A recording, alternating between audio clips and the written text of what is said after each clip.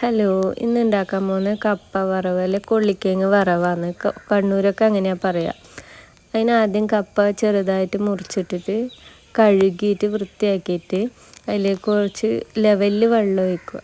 എന്നിട്ട് കുറച്ച് മഞ്ഞൾപ്പൊടിയും ഉപ്പും ഇട്ടിട്ട് വേവിച്ചിട്ട് ഇപ്പം മഞ്ഞൾപ്പൊടി ഉപ്പ് ഇട്ടിട്ട് അതിൽ വെച്ചിട്ടുണ്ട്. എന്നിട്ട് അത് അടുപ്പത്ത് വെച്ചിട്ട് വേവിക്കുക. വെന്തതിന് ശേഷം അത് ഊറ്റി വെക്കണം കേട്ടോ.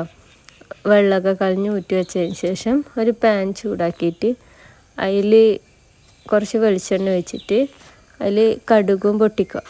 നമ്മുടെ കണ്ണൂർ എന്നൊക്കെ പറഞ്ഞാൽ അതിൽ ഉഴുന്ന് പരിപ്പ് ഇടും കേട്ടോ. ഉഴുന്ന് പരിപ്പ് ഇടുമ്പോൾ ഇത് കപ്പ വറവിൽ അതൊന്ന് കടിക്കാൻ കിട്ടും, കറുമുറ അങ്ങനെ ഒരിതാണ്, നല്ല ടേസ്റ്റാണ്. പിന്നെ അതിൽ ഉണക്കമുളകും ഇട്ടിട്ടുണ്ട്, കറിവേപ്പിലയും ഇട്ടിട്ടുണ്ട്. നല്ലോണം വഴറ്റുക. അതിന് ശേഷം കുറച്ച് വെളുത്തുള്ളി ഇടുക. അത് ഗ്യാസൊക്കെ കപ്പക്കൊക്കെ പൊതുവേ ഗ്യാസാണല്ലോ, ഇല്ലാണ്ടിരിക്കുക.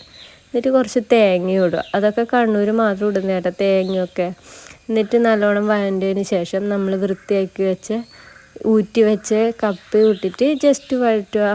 നമ്മളെ കപ്പ വറവ് റെഡി ആയിട്ടുണ്ട്. വൈകുന്നേരം ചായക്കൊക്കെ നല്ലതാണ്. ഞങ്ങളൊക്കെ ബ്രേക്ക്ഫാസ്റ്റും അതാക്കലുണ്ട് കപ്പ വറവ്. ഒരു പ്രത്യേക ടേസ്റ്റാണ് കഴിക്കാൻ വേണ്ടിയിട്ട്. വേറെ കറിയൊന്നും വേണമെന്നില്ല, മീൻ കറിയും കൂടി ഉണ്ടാകും, കുശാലായി.